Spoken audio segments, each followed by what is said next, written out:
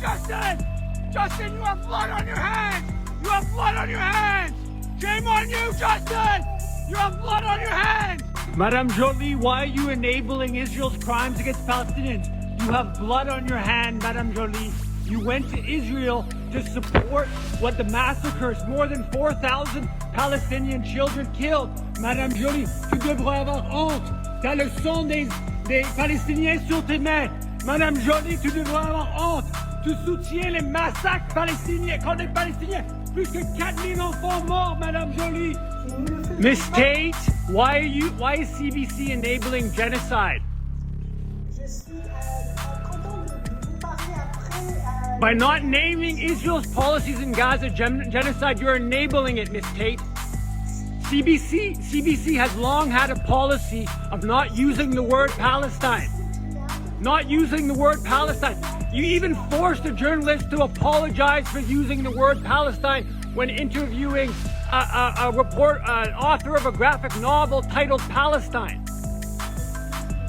CBC has ignored Amnesty International, Human Rights Watch's reports saying Israel's committing the crime of apartheid.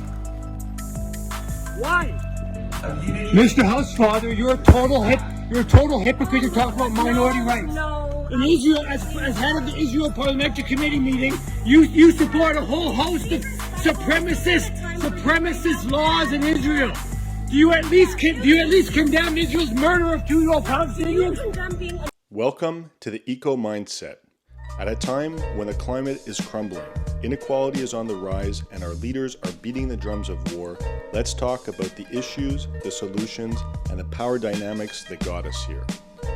All over the world, people are getting involved. The resistance is growing, and progress is within reach.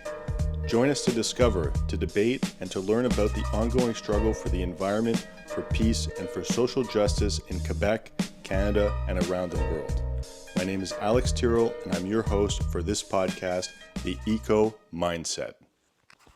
Today I'm joined by Yves Engler. He's an activist, a journalist, and the author of 11 books. His latest book is called Canada's Long Fight Against Democracy. It's a pleasure to have you on the show, Yves. I know that you've been very hard at work protesting many different politicians. I follow you on Instagram, and it's really great to see somebody who's going out and confronting some of the Canadian politicians on their role in the genocide in Palestine and in other conflicts around the world. So I was wondering to get this started, if we could start by discussing what's the situation in Palestine today and why is it a genocide? Yeah, well, I mean, the situation in the West Bank is bad in that increased Israeli violence over the past 6 months, and it's been bad for a long time, decades and decades. And then, of course, Israel keeps stealing more Palestinian land, expanding settlements in what are war crimes according to the UN. But then in Gaza, of course, it is a whole other scale of horror, and we are seeing mass killing now for 5 months of children, women, health workers, journalists. It's hard to wrap one's head around how many people have been killed in broad daylight. And alongside that, increasingly, what the death toll is not just in direct Israeli bombings and shootings, but is in fact because of the destruction of people's access to health care, to food, increasingly, and proper sanitation. And generally, when we see numbers from conflicts and wars, usually it's actually a small proportion that are killed because of direct violence, right? Or they're actually killed because of bombs or shootings and whatnot. And most people when you talk about Yemen, for instance, most of the people who would actually die is because of excess mortality due to the other consequences of war, lack of food, healthcare, sanitation, etc. And that's kicking in Gaza in a pretty clear way, where most people, basically everyone, is undernourished, and Israeli officials from the get-go were pretty clear that their policy was about collective punishment, was about seeing all Palestinians as one minister said, human animals, was about starving the population, blocking off food, and the International Court of Justice, of course, maybe 6 weeks ago now, said that in response to South Africa's case that there was a plausible genocide taking place, and they called for a series of measures to basically reverse course. And since that time, Israel has just doubled down on its policy of starvation, of mass killing.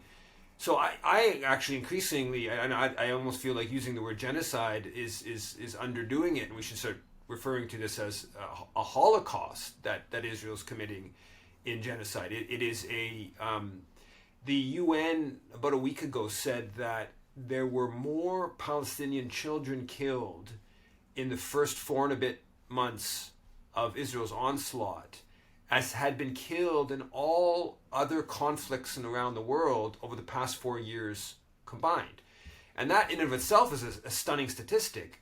But then if you look at the size of the population, in Ukraine, where the UN says around 600 children have been killed over the past 2 years since the Russian invasion, that we're talking about 35 to 40 million people. In Gaza, we're talking about 2.2, 2.3, some say 2.4 million. And so that the level of death caused, notably with regards to children, is just, it's unparalleled, and it's right in our faces. And of course, it's with the direct endorsement by many of our politicians. Yeah. So like we've seen since this conflict happened, a lot of hospitals being bombed, being raided by the Israeli military. As you mentioned at the outset of the conflict, one of the members of Netanyahu's war cabinet, said specifically, we're going to cut off all the electricity, all the water, referred to Palestinians as human animals. How can it be that in 2024 we can have such a clear example of a genocide, or as you mentioned, a Holocaust, on full display, yet Israel has still maintained, for the most part, the support certainly of the United States and of Canada and of a lot of other countries around the world who often in their political rhetoric talk about human rights and talk about wanting to protect human life, yet they endorse this genocidal regime and also supply it with weapons. I know it's a bit of a difficult question to answer, but how can it be that Canada and the United States and other countries have gotten themselves to this point? Well, I mean, there's one side to that question. To the question, why is Canada so pro-Israel? I published a piece a few weeks ago that went into what I consider the 5 main factors, and to put it really quickly, it's geopolitics, being pro-Washington, being pro-imperial, and that Canada's been supportive of Zionism for more than a century because it was aligned with the British Empire, and now with the U.S. Empire, which has been supportive of Zionism, partly as a way to control the Middle East. Zionism in Canada begins as a Christian movement, not as a Jewish movement. So there's a Christian Zionist movement going back to the time of Confederation in Canada that's calling for a dominion of Israel as part of the British Empire, just like Canada was a dominion of the British Empire, South Africa, and whatnot. And there continues to be Christian Zionist forces. There's also the settler solidarity, right? This idea of European settler movements having a certain degree of solidarity with other European settler movements, and Canada, of course, being a settler colonial force domestically in Turtle Island. Then there's the pro-Israel Jewish lobbying, right? The different Jewish organizations that are powerful pro-Israel forces, and they are tied into a whole broader power structure. So, for instance, Justin Trudeau's lead fundraiser is Stephen Bronfman. Stephen Bronfman, in a 2013 interview with the Globe and Mail, said very clearly that him leading the Liberal Party's fundraising efforts was in large part based upon Trudeau's position in Israel. So he's been open about that, going back a decade. Then you have the anti-Semitism stick, right? The ability to demonize those who are against apartheid, against genocide, as being motivated by being anti-Jewish, and not that it's actually a equality-minded, social justice-minded movement. So those are the sort of five forces. There are other forces, the anti-Muslim element, I think, plays a role. There's an arms element and a military-industrial complex element that explains some of the dynamic. But the basic issue is that Canada is a deeply pro-Zionist political culture. And so this didn't start yesterday, right? It didn't start October 7th. So if you look at Justin Trudeau's government, let alone getting into Stephen Harper, who is identified as being very pro-Israel, if you just look at some of the things that Justin Trudeau's government did, previous to 6 months ago, right? So they set up this special envoy to combat anti-Semitism. That's simply a tool to protect Israel from criticism, right? So we have public funds that go to this body, initially set up by, with Erwin Kotler, and now it's Deborah Lyons. Deborah Lyons was Canada's ambassador in Israel, who actually isn't Jewish. And she held a pizza party for Canadians fighting in the Israeli military back in January of 2020. Literally, so that you have an ambassador to another country celebrating Canadians fighting in another country's military. It's just something that's completely unheard of, let alone the fact that Israel is overseeing a 50-plus year occupation. Just even if it was like a really benevolent military, if that exists, just to celebrate Canadians fighting in another country's military makes no sense. But yet, especially when it's this brutal force that is the Israeli military. So they did that. They gone to court repeatedly to block proper labeling on wine sold in Canadian liquor stores, Ontario Liquor Board, because that are coming from the occupied West Bank, and they want to have them as products of Israel, even though they're coming from illegal settlements. The Trudeau government sued. The judge came up with a decision, and they sued to block proper labels on wines. They repeatedly pressured the International Criminal Court to not investigate Israel's war crimes, and they threatened to cut funding to the ICC if they investigated Israel's war crimes. So with the criminal court, what was International Court of Justice, what was really odd is that Trudeau said that they respect the institution, but that they didn't respect the premise of the South African case. Yet then when the ICJ issued a provisional ruling saying that certain measures would be taken, they do not appear to respect the institution, do not respect the recommendations. For sure, but what I'm referring to, there's two different things here. I'm talking back in 2020. They pressured the International Criminal Court to not investigate Israeli war crimes. Now, fast forward to more recently, just before, in August, the International Court of Justice was asked by the General Assembly of the UN. Vast majority of members called for this opinion on the legal rights of the legal responsibility of the states vis-a-vis Israeli settlements in the occupied West Bank. So Canada voted against the resolution at the UN, and then submitted a brief to the International Court of Justice, calling on the ICJ not to release its legal opinion that the General Assembly had asked for about the legal standing of states vis-a-vis West Bank settlements. So this happened all before October 7th, right? So the Trudeau government was, viciously anti-Palestinian before October 7th. Now, what you're referring to more recently, when South Africa brings its case to the International Court of Justice, saying that Israel's wanting, a decision on whether Israel's committing genocide in Gaza, the Canadian government, even though there was significant pressure by civil society groups, the Canadian government, in the lead up to the ruling, we were able to, I think, pressure them in a position to be not too aggressively opposed to the ICJ. We sort of expected they might even be more aggressively opposed. They weren't quite as aggressively opposed to South Africa's case as we thought was possible. So we got them to take a bit more of a neutral position. But after the decision came down, what they did was they didn't even state the sort of like even the position of all these other pro-Israel governments like Germany and some European NATO countries, where they said that that just a kind of pro forma, everyone needs to, the ICJ is the international law and it needs to respect it.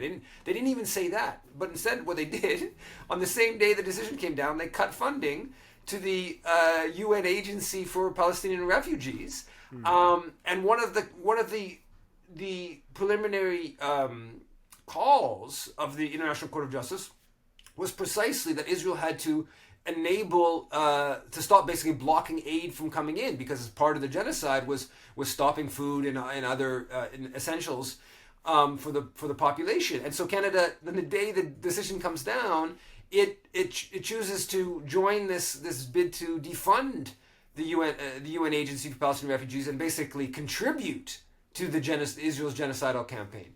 So, yeah.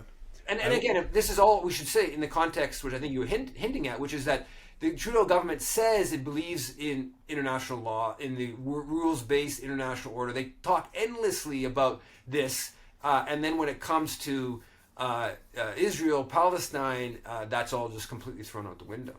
Yeah, personally, I've found it very difficult as a Canadian to watch the actions of the Trudeau government and also of Legault, who is still refusing to call for a ceasefire. But to know that Israel is starving children in the Gaza Strip, and then to see Canada, cutting funding to the UN aid agency that's there to serve those people, I think is a complete disgrace for Canada. I can't believe that we've got ourselves to this point. And, I wanted to talk a bit about the media also, because a few nights ago I was watching CBC The National, and they did an interview with the president or the director of UNRWA, the aid agency. And, although they do show certain facts in the CBC coverage, they concluded this interview with 3 different questions that were all suggesting that Canadians should not trust UNRWA. But the agency is also fighting for its very existence. There is right now, and not for the first time, a campaign underway to cut it down, currently with allegations made in January by Israel that a dozen of its workers participated in the attacks of October the 7th. Lazzarini immediately fired those accused workers. So for people who are sitting at home but are left with the question, do I trust UNRWA? How do you vet your staff, and how do you coordinate it with Israel? We are sharing on a yearly basis our list of staff with the government of Israel, and never ever over the last few years I have received any concern or about a possible political affiliation of our staff. But this conversation, regardless of whether you're watching it on social media or you're watching it in more of official or mainstream places, there is a melding of perceptions. There is an attempt to suggest where UNRWA stops and Hamas begins, the lines are blurred. We are in a kind of a propaganda and communication war also, to say there is absolutely no differences between Hamas and UNRWA. This is a complete nonsense. I'm heading a UN agency providing human development to Palestinian refugees. They asked what had been done about the people who had allegedly taken part in the October 7th attack, and then they followed, after a very eloquent answer from the director, they followed it up with a question saying, well, why should Canadians trust you, type of thing. So at a time when CBC on the one hand is covering the famine in the Gaza Strip, they're also calling into question the credibility of the aid agency, even while admitting that there's been no substantial proof that's been produced, and Canada has reestablished the funding to it. Can you talk a bit about the role of the Canadian media in enabling this genocide, enabling Canada to take such a pro-Israel position in complete disregard for the lives and well-being of the Palestinian civilians. Yeah, I mean, this didn't start recently. There was a big kerfuffle at the CBC about how they refused to use the word Palestine. And so back, I guess it's 2.5, 3 years ago, maybe now, they had Joe Sacco, who is a graphic novel artist on, I think it was on the Current, I believe was the radio program, did an interview with him, and the host, he has a book called Palestine, I think it's called Palestine, a graphic novel, and in this interview, the host refers to Palestine, and then the next day actually comes and apologizes for using the word Palestine. And it shone a light on the fact that CBC has a policy to not use the word Palestine. That if it's in a name of an organization, you can use it, but they don't try to use it. And it's come out more recently, same thing with CTV. So The Breach has done a number of media analyses of CTV coverage. They've done some on CBC. And they show very, very clearly that they choose more Israeli voices. They humanize the Israeli voices. They name the Israeli voices versus the Palestinian voices. And they also show how there's all kinds of evidence of reporters internally. This is the one referring in the article they did on the CTV, who the reporters are petrified about covering this from a more honest perspective. They feel that reporters internally feel under this whole pressure to toe the line of Israel's the victim and Palestinians are the baddies. I mean, to characterize it, and so yeah. And again, this isn't new. You cite all kinds of examples. We're going to get into the why questions. You have an organization like Honest Reporting Canada, which is definitely the most well organized media flak organization in the country, and their whole objective is to just criticize media outlets that don't toe their over the top pro-Israel line. They just announced a couple days ago 14 of these fellows at university campuses across the country. They give them $1,000 each, and the point is they monitor the media on campus, and they write op-eds so the student newspaper, right? So the student newspaper puts up writes something that's viewed as like pro-Palestinian, and this student is part of this network across the country that will respond and ask for an op-ed in response. I mean, it goes right down to the level of student newspapers. And so that's one factor. If you go back and you look at Postmedia, right? When the Asper family bought CanWest, which is the predecessor to Postmedia, which is, of course, the biggest print media outlet in Canada, when they bought it, Izzy Asper was very clear about making this hardline pro-Israel. It was already pro-Israel, but making it even more hardline, and they're pushing these collective editorials. Even led to the Montreal Gazette publisher at the time resigning because they were being basically forced. All the CanWest papers were being forced to publish these over-the-top pro-Israel editorials, and then it came out that they were changing wire copy. They were changing Associated Press and Reuters wire copy, where they didn't use the word terrorist, and they used the word insurgent or militant when referring to Palestinian resistance, and they were throwing in the word terrorist, and they actually went so far as that the Reuters and Associated Press actually had to complain that their wire copy was being changed by the CanWest. So this isn't new. There's many examples we can cite from, but the big picture is of course the media in this country has totally enabled Canada's complicity in this horror beyond horror taking place in Gaza.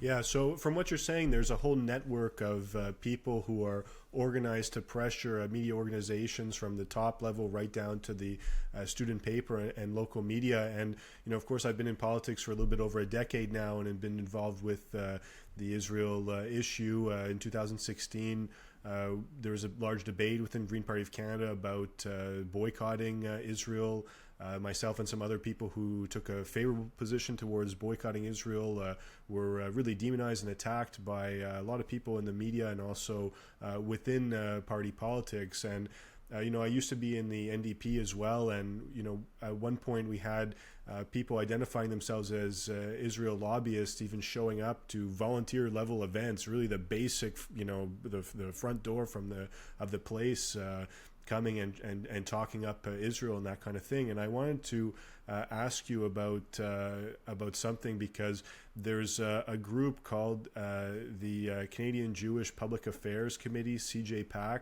And, looking on their website, they have a fellowship program.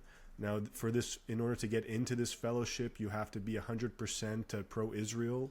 The goal of the fellowship is to get the people jobs inside Member of Parliament offices from all different parties. They boast something like 50 graduates per year, and they promise to introduce the people taking this fellowship to members of parliament and to sort of a power network within Ottawa and that kind of thing.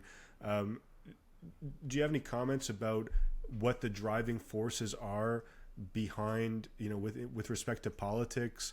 How can it be that Canada, a country that's supposed to stand for peace, has, all of the parties have a certain amount of support for Israel, really much more than I'm comfortable with, and I think that a lot of people are comfortable with. How can it be that, we have somewhat of a pro-Israel consensus within the federal political establishment across almost all parties? Yeah, I mean, there's many factors to that, and this goes back historically, right? If you look back historically, the NDP, in fact, was the most pro-Zionist, right? If you look in the 70s and 80s and stuff like that. So there's all kinds of elements to it. With regards to CJPAC, the person in charge of the file in the Prime Minister's office is a former intern of CJPAC, who went to, Miller's his name, I'm forgetting his first name. He went to the Tannenbaum Chat High School. That's the biggest private high school. It's a Jewish high school in Toronto, biggest private high school in the country. Tannenbaum Chat High School hosts IDF days, where students are asked to wear shirts of the Israeli military, and they fundraise for the Israeli military. Okay, so that's the person who's in charge of Israel-Palestine in the PMO's office. Okay, he's the point person, should I say, in charge, of course, ultimately is Justin Trudeau and Melanie Joly, whatever, but the point person for the file. And if you go look at who he's met with the most, of course, it's CIJA. Okay, so Center for Israel and Jewish Affairs, which is the main pro-Israel lobby organization in the country. So is there a very well organized pro-Israel lobby? For sure. I mean, if you look at CIJA, which is the advocacy agent for the Jewish federations across the country, which is principally Toronto and Montreal, right? The United Jewish Appeal of Toronto and Federation CJA here in Montreal. They fundraise hundreds and hundreds of millions of dollars a year. These are huge charitable organizations. The federations across the country, it's something towards it's $500 million dollars that they're fundraising, something towards $1 billion, right? This is huge fundraising capacity, and CIJA has dozens and dozens of staff. They have a budget. We don't know what it is exactly, but there's some different estimates, $10-15 million directly. But then on top of that, you got B'nai B'rith has a similar type budget. Friends of San Wazal Center. Then you go down to the campus level. You got the Hillels. The Hillels are a little bit more complicated. They're partly Jewish cultural organizations, but also partly Israel lobby organizations. Then you Honest Reporting Canada, which is more of a clear lobbying organization. Stand With Us. It goes on and on. There's innumerable of these different organizations. Then you have hundreds of organizations, registered Canadian charities, that fundraise for projects in Israel. Right? These organizations raise more than $250 million a year for projects in Israel. They mostly are just about sending money to Israel, but they also serve as they act as lobby organizations within Canada as well. So there is this very important pro-Israel Jewish institutional structure. And then, as I mentioned, there's also this whole history of Christian Zionism. So Canada is a much less Christian country today than it was 100 years ago. If you look back historically, like Lester Pearson, okay, he played, who becomes Prime Minister, Foreign Minister, longtime external affairs official. He played a really important role in the partition plan in 1947, which basically gave the Zionist movement 55% historic Palestine, even though it was less, the Jewish population was less than a third, they owned 7% of the land. Very, very unjust from a Palestinian perspective. Lester Pearson, when he talks about his support for the Zionist movement, he references Christian Zionist. He talks about how at Sunday school he learned more about the Holy Land, geography of the Holy Land, than he knew about Canada and stuff like that. So he has this like, there's this what I would call a kind of passive Christian Zionist kind of ideology that was quite influential in Canada. It's less so today as the country's become less religious, but it was quite significant for many, many decades in Canada's history of supporting Zionism. Then, of course, and I mentioned again, the geopolitical question, the settler solidarity. So there's all these factors that get us towards the fact that that the political culture, across the board, is been deeply anti-Palestinian, pro-Zionist. Now, what we're seeing though is that is breaking up, and we've seen that process playing out on the left over the past couple decades, and it's emerging very clearly in recent weeks. I mean, even in recent days, where the whole House of Commons NDP Opposition Day motion that they brought to the House of Commons on Monday was about basically shifting Canadian policy. It's very minimal from my perspective. If you actually delve into how many different ways Canada is enabling Palestinian dispossession, it only touches on a few of the elements, but it was clearly moving towards lessening Canada's complicity in Israeli violence. And you basically had a situation where the Green Party was supportive of that. The NDP, of course, the Bloc Québécois was a little bit unclear if they were going to come completely behind it. They fell completely behind it. And then the left Liberal MPs were also going to vote for the resolution. And then the Liberal Party basically panicked, and they worked to water down the resolution, and then they ultimately voted for this watered down resolution. The NDP was sort of complicit in, they didn't need to accept the watering down because it was their motion. They could have just But denied if it. I understand what the issue was, is that the NDP had proposed to officially recognize the state of Palestine. That's the part that was removed. Is that correct? That was the part that was watered down basically to removal. Other elements were watered down as well. But that wasn't the only, from the perspective of the supporters of Israel, that wasn't the only element that was problematic. The other main element that was problematic was that they were calling for an arms embargo, fairly strong language, of sort of arms embargo now. That's positive, right? Of course positive. And the Liberals were able to water down that language to no more new arms permits. Essentially, I don't have the wording in front of me, but no more new arms permits, giving themselves some wiggle room in terms of potentially continuing with the arms permits. And we should note that Trudeau's reaction, or Global Affairs Canada's reaction to Israel's mass slaughter over the past 5 months was to speed up arms permits, right? So the Maple reported that there's $28.5 million in arms permits that the Trudeau government agreed to from after October 7th until, I think it was January, sometime in January, maybe it was into February, but in the first 3.5-4 months. And they were getting the permits down to like 4 days, right? They were agreeing to that. Usually the bureaucracy works in a much slower manner, and they were getting the permits down to 4 days as part of, So in other words, they see Israel bombing kids and starving them and all that, and instead of stepping in to stop it, they send more arms to speed it up. They speed up the permits to make money off of this and to effectively. So now they're in the hot seat a bit, right? And they've said that they're going to stop arms exports. But can we trust the word of the Foreign Affairs Minister? Because from what I understand, this motion that was adopted is not binding, and as you mentioned, there's a bit of wiggle room there. If Canada were to continue supplying Israel with deadly weapons, would we even be aware of it? Well, they are doing.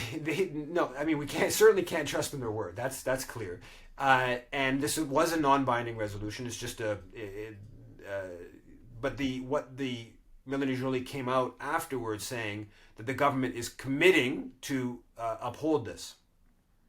And I would venture to guess at this point, there's become so much attention to this issue. There's apparently a deal on the table for 30 of those light armored vehicles that Israel wants to buy from, I think it's called Dostel, based somewhere in the Toronto area, and the government has not granted the permit for the sale.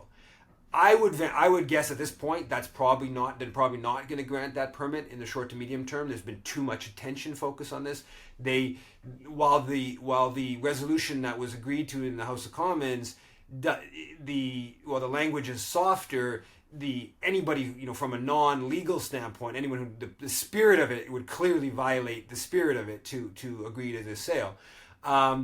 But no doubt they're going to do what they can to continue selling those weapons. But I think that we certainly should be opposing any arms sales to Israel. We should have been opposing that decades and decades ago, let alone the last couple of months, let alone 4 years ago, whatever, right? So this is something that's a long-standing position. But Canada, through these registered charities that I mentioned, the registered charities, in my opinion, are the biggest Canadian contribution to Palestinian dispossession. So $250 million is raised, more than $250 million. $250 million has probably been raised since October 7th. Huge fundraising, as Israel has been killing, the huge fundraising taking place. But we have the annual data. Just Peace Advocates has compiled it all, and it is more than $250 million. And then there's actually, could very well be a decent amount more than that. But so that about a third of that is subsidized by the taxpayer, depending on the tax category, right? So concrete example is the Hesek Foundation. So the Hesek Foundation is set up by Jerry Schwartz and Heather Reisman, head of Onyx, big equity company, and the owner of Chapters Indigo bookstore, and billionaire, multi-billionaire couple, and they give about $9-10 million. It's been very $7 to $10 million. It seems about a year, going to the Hesek Foundation for basically the past 20 years. Well, the Hesek Foundation, essentially what they do is they provide supports to non-Israelis who join the Israeli military. Okay, so Canadian kid in Vancouver, grows up, and there's lots of different a lot of the different Jewish institutions in Vancouver, Toronto, the school, like the IDF schools, the private school in Toronto, Tannenbaum Chat, a lot of here in Montreal, tons of these schools, they promote joining the Israeli military. Yeah, that's something that's very concerning to me. The fact that they'll take children, right, high school age children from Canada here and indoctrinate them into the idea of joining a foreign military to go and conduct this kind of warfare, is extremely troubling. And the fact that they're tying religion into this also, people can be quite manipulated by this. And I think that it's really a problem that in public or at least publicly funded, I would assume, schools in general, that people, young people, young Jewish people would be exposed to this sort of content that would lead them to take up arms against another people like that. Is shocking. Well, and it's since we're talking about in the Quebec context, it's a particularly big issue here because private schools in Quebec, of course, are heavily subsidized by the state. Right. So much of this is being actually subsidized, and so if you look into it, they'll bring in celebrations of the Israeli military, literally at the kindergarten level. right? Yeah. You know, Imagine, they'll have imagine an that, Israeli military band come play for like grade 2s and 3s in schools here in Montreal Right. that are heavily subsidized. And if you watch the process, it builds. So the something getting towards more of recruiting or inducing to the Israeli military doesn't really begin until the latter years of high school, which of course is when you may make the choice to go. That's of course contrary to Canadian law. The Foreign Enlistment Act says it's illegal to induce people, that's the word induce people to support or join another country's military. And we pursued this. We had a bunch of prominent people signed this public letter. We had a whole big documentation sent. This is now, it was on the front page. We were able to get it on the front page of Le Devoir when he submitted this about 3 years ago.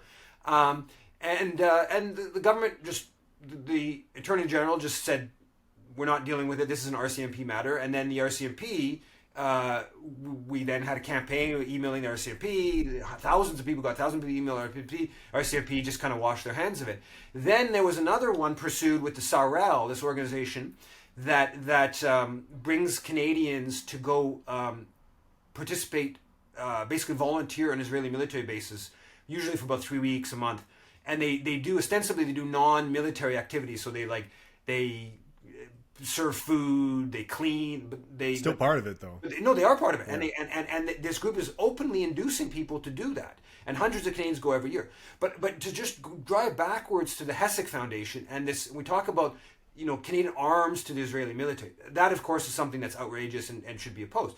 But tens of millions of dollars through organizations like the Hessek Foundation, that's the most prominent one, go in subsidized. So this is people donate to these groups, registered charities that support the Israeli military. They get about 30 to 40%, depending on their tax bracket, of the money back. They don't have to pay in tax. And obviously when it's someone like Heather Reisman and Jerry Schwartz, they're at the top of the tax bracket and their whole structure gets almost towards 50% of the money. They are getting subsidized by the Canadian taxpayer to give money to the Israeli military. So arms sales are bad, but it's not giving. It's at least a sale, ostensibly. Yeah. And in this case, the Canadian taxpayer is subsidizing. And what a corruption, what a complete corruption of the charity system, right? Because when you're giving money to charity and it's tax deductible, it's supposed to be for good causes. Now it's like saying, well, if you're in Canada and you want to support the Israeli military, the federal government's going to match your contribution through tax credits. But it's even worse than that, because the Canada Revenue Agency states clearly, supporting the Canadian military can be a charitable endeavor. Supporting any other country's military is not a charitable endeavor. The wording is absolutely clear cut, and yet it continues. Now This is odd that it continues, because I know that a lot of environmental groups, at least under the Harper years, were audited, because since they're a charity, they're not allowed to take political positions, that sort of thing. And I know the Canadian Revenue Agency was really combing through a lot of stuff. So it's troubling that, this idea of supporting a foreign military is being completely overlooked. And furthermore, in the Canadian Criminal Code, I've got it in front of me here, Article 318 says that every person who advocates or promotes genocide is guilty of an indictable offense and is liable to imprisonment for a term of not more than 5 years. So not only do we have people that are abusing the charity system to fund a foreign military, but we have many people in Canada that are promoting the genocide against Palestinians in the Gaza Strip with complete impunity. How can it be that our legal system and also the Canadian Revenue Agency are completely looking in the opposite direction on this?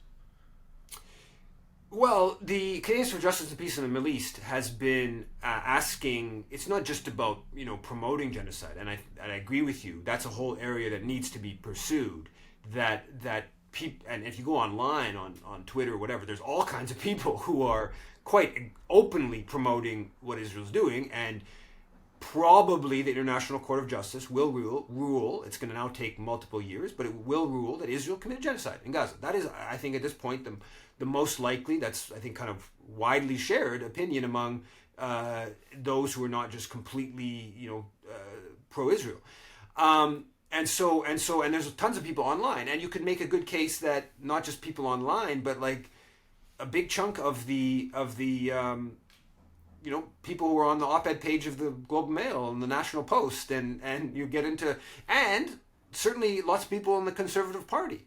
And even you could make a claim when Melanie Joly was just in Israel 5 or 6 days ago, and she said we were there to, quote, in her words, solidarity with Israel as they're committing genocide. I mean, is that, if you're solidarity genocide? Genocide Sounds like promoting genocide to me. I mean, yeah. So that, but on kind of in line with that type of issue, is the whole question of Canadians fighting, right?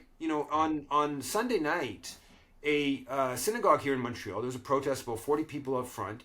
They hosted an event with a Calgarian who the whole promotion of it was about how he just spent 100 days in Gaza with the Israeli military. And I don't know exactly what this guy did, but there's images of him like on basically, like joking around in like occupied Palestinian houses and stuff like that. He was certainly engaged in war crimes. Canadians for Justice and Peace in the Middle East has been calling on the Justice Minister to investigate Canadians who've been fighting in Israel, and we know it's in minimum dozens, but probably hundreds that have been fighting in recent months. The South African Foreign Minister has stated very clearly that South Africans who fighting in Gaza, any South African fighting in Gaza, will be pursued criminally. There's been some efforts in other countries to investigate this matter, but we're getting nothing. So, a big step forward would just be the minister saying, not just be careful. You could be involved in war crimes. Something very minimal, just a statement, and that would go a big ways to undermining it, right? Because if people, Canadians who were doing it, even thought they might be pursued criminally here in Canada, the likelihood that they certainly wouldn't run around boasting about it. The Canadian Jewish News had a 30-minute interview with this Torontonian who had just spent after October 7th, he was in the Israeli military previously, and after October 7th, he decided to go back to Israel to join a unit who'd been terrorizing Palestinians in Hebron in the occupied West Bank. And he was just about to go back, and his unit was going to be sent into Gaza. And this was just boasting interview, celebratory interview. And trying to make these people sound like heroes, right? Make these people sound like heroes, and they tried. At Concordia, there was another. 2 weeks ago now, they tried to bring three. One of the pro-Israel groups tried to bring three different IOF members, Israeli military, who'd just been fighting, to go speak at Concordia. Just imagine there was Russian soldiers being brought to boast about what they were doing in Ukraine. Or ISIS. In Quebec, people obviously with good reason are upset, about some young people leaving to go join ISIS, and it's even a crime to go and join a terrorist organization internationally. It's a crime to leave the country to go there to be involved with them. Can you imagine the reaction that we would have in our society if a group like ISIS would be, indoctrinating people from the elementary school level upwards, and involving them in this this kind of religious war and this kind of thing? I mean, it would be incredible. We've even had these controversies about having certain evil books in libraries and stuff like that, thinking that one book is gonna brainwash everybody into supporting something atrocious. Yet when it comes to Israel, everybody seems to look the other way. Our laws are not upheld. Our media is complacent in what's taking place. Our political class hesitates to make even the very most minor criticisms of Israel.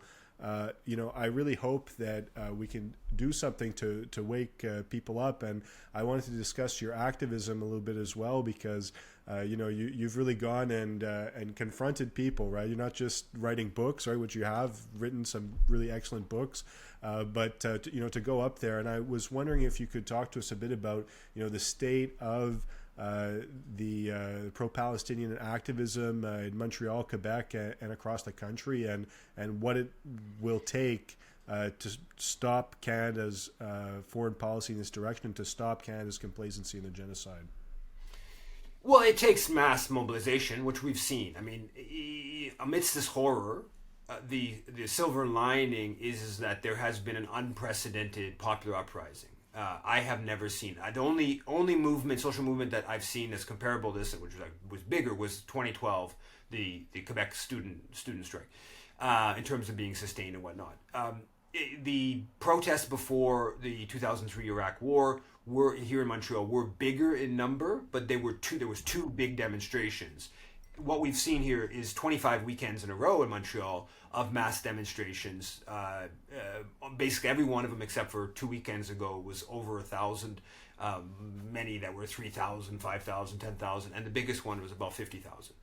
Now, almost none of them covered in the news, though. And fascinating. That's totally fascinating. Since about week 4 or 5, and most of when it was covered, it was just demonized. Controversy over Adil Shikawi and stuff. There was even talk about making the rallies illegal at the beginning, saying that they're supporting terrorism and that kind of thing. And in some parts, that hasn't happened in Montreal in the same way, but that in some parts in Toronto, there have been some of that has been successful. And they actually shut down protests that were happening on a highway overpass on the basis that there was supposedly a Jewish community institution like 500 meters away or something like that. It was literally on top of the 401. It was like the least, I don't know, Jewish or Christian or anything. It was literally the highway. I mean, right, it's an overpass.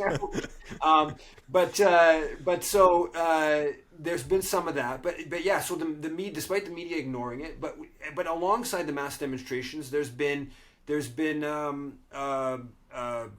tons of disruptions. There's been there's a fundraiser here in Montreal. Liberals were supposed to have 7 different ministers there in Old Montreal. I was there actually. Yeah, I was outside. And there's riot squad everywhere. Right, there was like 50 police. And that was really incredible because when I was arriving from the metro, like we saw all of these buses full of riot police, like for blocks and blocks and blocks away.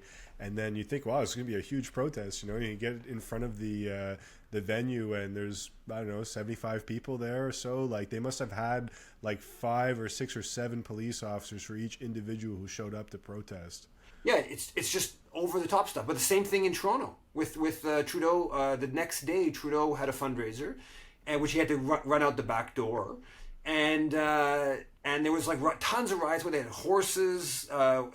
So like basically everywhere, even on a ski hill, Trudeau 2 weeks ago was snowboarding, and he was heckled on the ski hill, and people filmed heckling him about Palestine. So basically, anywhere they go, St. John's, small communities, Winnipeg, they've shut down fundraisers. The port blockades, a couple in Vancouver, have been successful. Office occupations of ministers and MPs. There has been just innumerable different forms of activism on this recent NDP House of Commons opposition motion.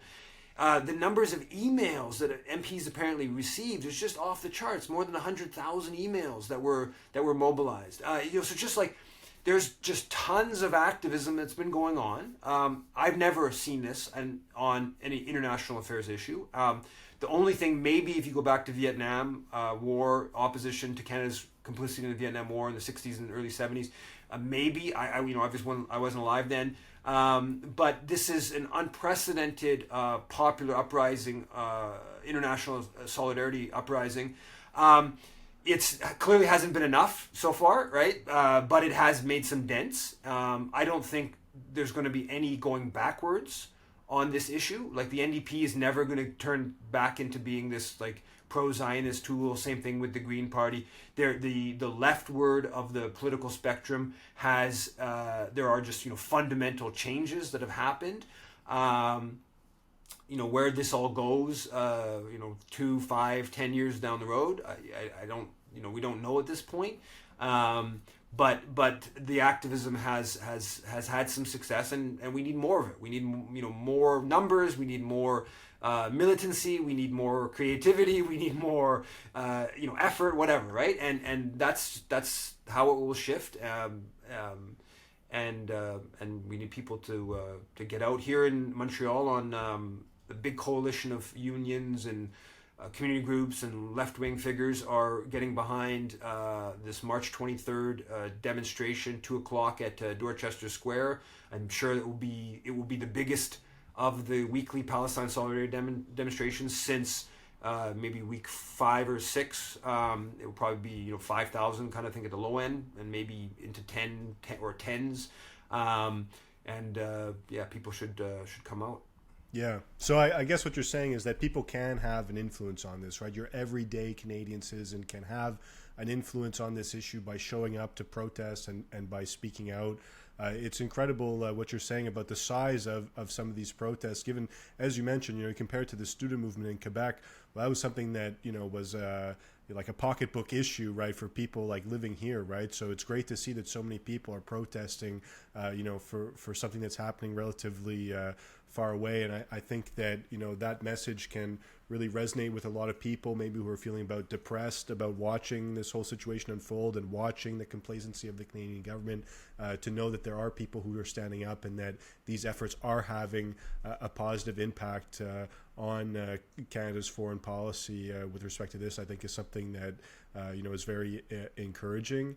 And I want to thank you very much, for your activism and for all the people you've confronted, on Instagram and that kind of thing. About that, is there any particular confrontations that have stood out to you?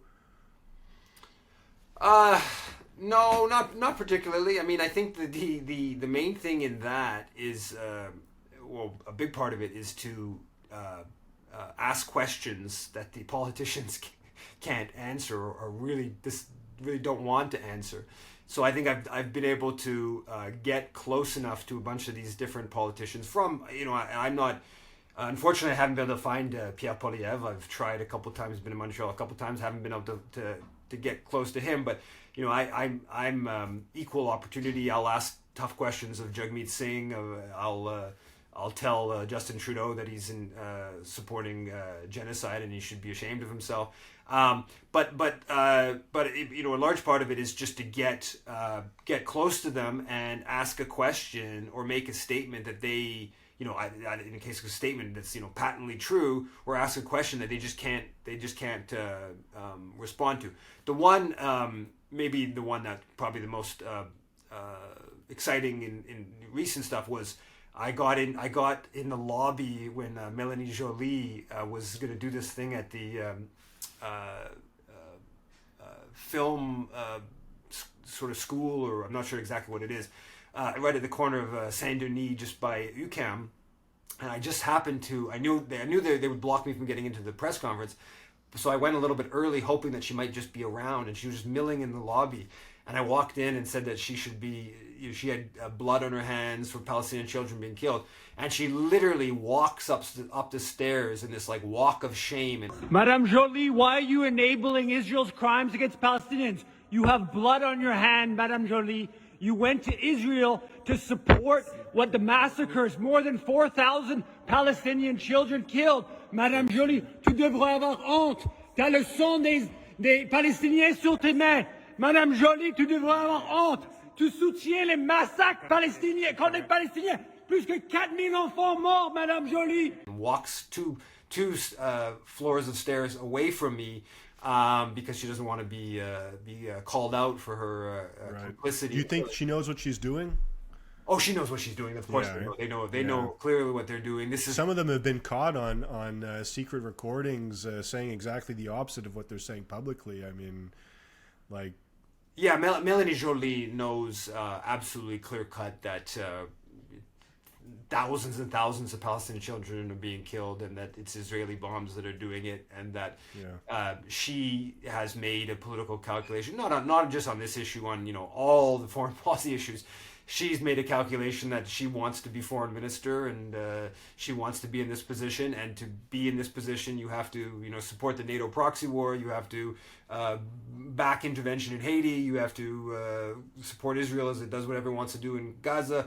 That's just the calculation that's been made at a political level. And it's disgusting that what people will do to achieve power, and to have this status of being foreign minister. I mean, the history will not be kind to Mélanie Joly. And just in conclusion, since we're in Montreal, Quebec, what about provincial politics with respect to what's happening? Legault refused to call for a ceasefire. I know you've confronted some people from the CAQ. What do you think about the way that the Quebec political class has reacted? Well, the CAQ has been very bad, surprisingly bad, I would say. And they, even after the Trudeau government voted for a UN resolution supporting a ceasefire, they came out and they said that we don't support this. On est tous d'accord pour dire qu'on n'aime pas voir des civils, des enfants qui sont victimes de ce conflit-là. Mais en même temps, il faut être prudent là, pour qu'il n'y ait pas un message où on refuserait à Israël le droit de se défendre. And that's what makes that particularly odious, is that public opinion in Quebec is more sympathetic to the Palestinians than it is elsewhere. And if you look actually the early polling, like, a month into the killing, polling said that most Canadians supported a ceasefire, and those numbers were higher in Quebec. On souhaite que ça arrête, mais en même temps, il faut être prudent. So Legault was very much against a public opinion. Je pense qu'on doit parler d'une trêve humanitaire. The fact that the Bloc, historically, if you go Bloc Québécois, historically has been pretty sympathetic to the Palestinian cause relative to the other parties. And there's, of course, a long history. In the 70s and 80s, the sovereigntist movement in Quebec was way more sympathetic to the Palestinian cause than the NDP or sort of English Canadian left kind of world. That's shifted. I think the Bloc voting for the Palestinian resolution, and in La Presse had an article, the NDP resolution in the House of Commons a couple of days ago. The La Presse had an interview with a Bloc representative where he was referring to genocide plan, quite strong language against Israel, which I was happy to see and a little bit surprised to see. So I think maybe there's a little bit of a shift going on at that level, but no doubt, even if you look at Quebec Solidaire, quite a few years ago passed the BDS resolution. It was a big thing. They supported the boycott, divestment, sanctions movement. But, only one, as far as I know, Quebec Solidaire member of the National Assembly has appeared at a demonstration. There's 25 weekends in a row of demonstrations and only one. And now this demonstration planned for Saturday, March 23rd, I was happy to see in the ad in Le Devoir that was taken on Saturday, Gabriel Nadeau-Dubois was one of the people that called. There was a couple hundred groups and individuals that called on people to attend, and he was one of them. And I think I saw Green Party of Quebec as well. Yeah. So yeah. But so I've been surprised that the Quebec Solidaire hasn't really. They called for a ceasefire and they've been a little bit critical of Legault on this, but they've not prioritize the issue, whatsoever, right. Which is unfortunate. So similar to what they've done with the NATO proxy war in Ukraine, they've basically supported NATO, from what I can see. Yes, I think that is. I asked the former La Presse columnist. Oh yeah, Vincent Marissay. I saw that. Yeah, I asked that confrontation you posted, and he wouldn't even be against sending weapons. He said, "Oh, it's up to the Canadian government to decide." The Le Devoir reported that Canada sent $2.26 billion in weapons to Ukraine over the past year. Do you support that? Well, it's a decision for the government of Canada. Obviously, we don't have any kind of power on that matter in the National Assembly in Quebec and for the government of Quebec. I mean, wars should never be an option. But at some point, we won't just look at the. Well, and but even more, he seemed to not even know anything about anything. I mean, he seemed to not know the Minsk Agreement, Minsk Accords, and it was actually quite. Well, it's not uncommon when it comes to the war in Ukraine. A lot of people are completely ignorant about a lot of the key facts about that conflict. But it's unfortunate that QS had a position critical of NATO. But then when it comes right down to it, doesn't seem willing to articulate that position when it really counts. Yeah, no, it's they go along. I mean, the media sphere is so hostile that they just go along with the broader ethos, and it's not their calculations doesn't serve their political interest to challenge Canadian foreign policy. And I had Manon Massé about that. I ran into her in the street and asked her about NATO and stuff like that. And it's just basically, I'm not interested. That was kind of, trying to be sort of friendly, but I like, this is not on my agenda kind of ethos. Yeah.